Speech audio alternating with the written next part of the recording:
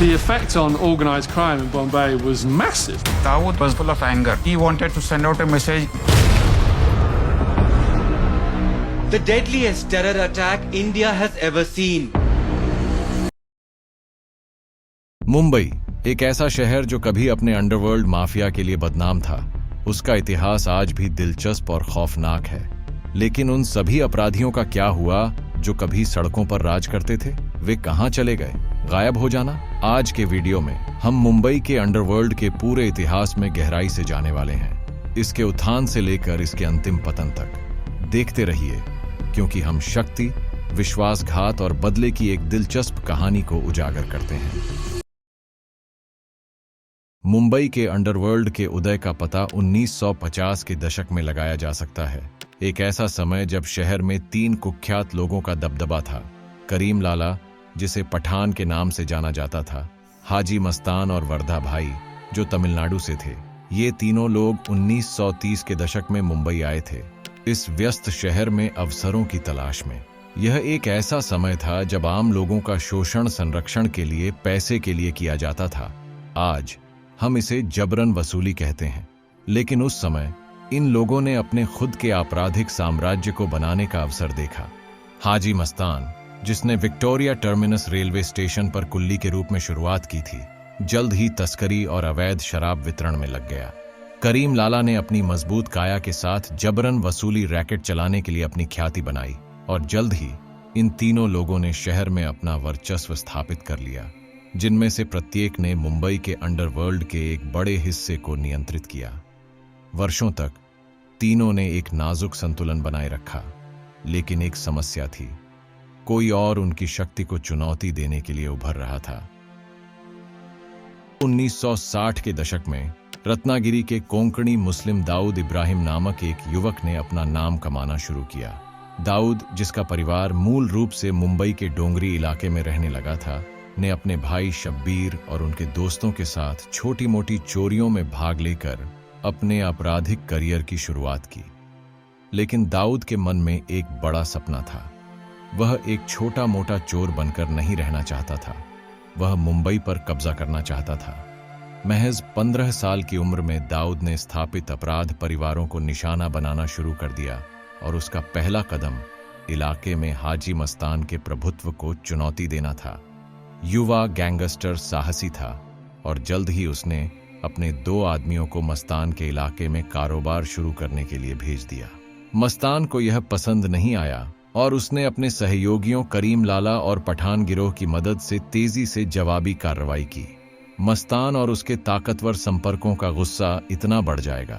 यह संघर्ष एक ऐसी चिंगारी बन गया जिसने एक घातक प्रतिद्वंद्विता को जन्म दिया, जिसने मुंबई के अंडरवर्ल्ड की दिशा हमेशा के लिए बदल दी। 1974 में दाऊद को एक गुप्त सूचना मिली कि हाजी मस्तान 5 लाख रुपए के सौदे में शामिल था, जिसे टैक्सी में गुप्त रूप से ले जाया जा रहा था। दाऊद ने इसे हमला करने का सही मौका समझा। उसने टैक्सी पर घात लगाकर हमला किया, पैसे चुराए और सोचा कि उसे बहुत बड़ा जैकपॉट मिल गया है। लेकिन इसमें एक मोड़ था। यह पैसा वास्तव में मेट्रोपॉलिटन बैंक का था, मस्तान का नहीं। इसके बाद जो हुआ वह दशक की सबसे बड़ी डकैतियों में से एक था। हालांकि असली झटका तब लगा जब दाऊद के पिता इब्राहिम कासकर, जो मुंबई क्राइम ब्रांच में हेड कांस्टेबल थे, डकैती की जांच में शामिल हो गए। दाऊद का अपना परिवार अब जांच का हिस्सा था, और संदेह से बचने के लिए पुलिस ने उसके साथ एक सौदा किया। दाऊद मुखबिर के रूप में काम करेगा, मस्तान और उसके गिरोह के बारे में पुलिस को जानकारी देगा, जबकि अधिकारी उसकी खुद की आपराधिक गतिविधियों पर आंखें मूंद लेंगे। हालांकि यह व्यवस्था दाऊद की ओर से एक चतुर चाल थी। पुलिस की मदद करने के लिए वह पहले से ही सत्ता में आने की योजना बना रहा था। 1970 के दशक तक ज्वार बदलना शुरू हो गया था। करीम लाला और वर्धा भाई भूमिगत हो गए थे, और पठान गिरोह अपनी पकड़ खो रहा था।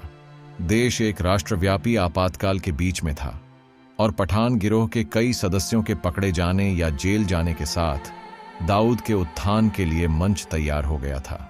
दाऊद ने इस अवसर का लाभ उठाया और पठानों द्वारा पहले चलाए जा रहे सभी कानूनी व्यवसायों पर नियंत्रण कर लिया। कुछ ही समय में उसकी डी कंपनी उतनी ही शक्तिशाली हो गई। या उससे भी अधिक, जितना कि वह गिरोह जिसे वह कभी चुनौती देना चाहता था। लेकिन जैसा कि संगठित अपराध की दुनिया में हमेशा होता है, सत्ता संघर्ष कभी पीछे नहीं रहा। दाऊद का उदय बहुत तेजी से हुआ, लेकिन पठान गिरोह का अंत अभी नहीं हुआ था। करीम लाला का भतीजा समद खान अधीर हो गया था और जो कभी उसके परिवार का था उसे वापस पाने के लिए उत्सुक था। गैंगस्टरों की एक नई पीढ़ी उभर रही थी और समद खान ने अपने सहयोगियों के साथ मिलकर दाऊद और उसके आदमियों के साथ खतरनाक दुश्मनी शुरू कर दी।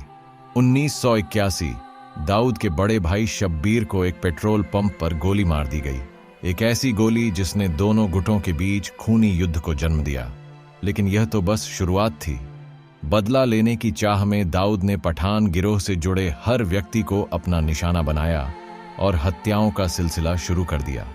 कुख्यात गैंगस्टर सुरवे पुलिस मुठभेड़ में मारे गए प्रमुख लोगों में से एक था। जब तक यह सब खत्म हुआ, पठान गिरोह बिखर चुका था और दाऊद की ताकत को नकारा नहीं जा सकता था। जैसे जैसे दाऊद का साम्राज्य फैलता गया, पठान गिरोह, जिसका नेतृत्व अब छोटा राजन कर रहा था, ने भी अपना प्रभाव दिखाना शुरू कर दिया। राजन खुद को घिरा हुआ पाया। राजन, जो कभी पठान गिरोह का एक वफादार लेफ्टिनेंट था, अपने गुरु बड़ा राजन की हत्या के बाद अलग हो गया।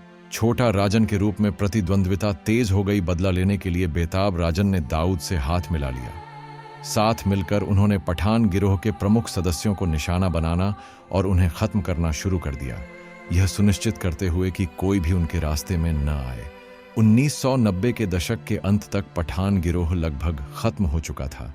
करीम लाला, वर्धा भाई और उनके सहयोगी या तो मारे गए या मुंबई से बाहर निकाल दिए गए और शहर का अंडरवर्ल्ड अब दाऊद इब्राहिम के नियंत्रण में आ गया था।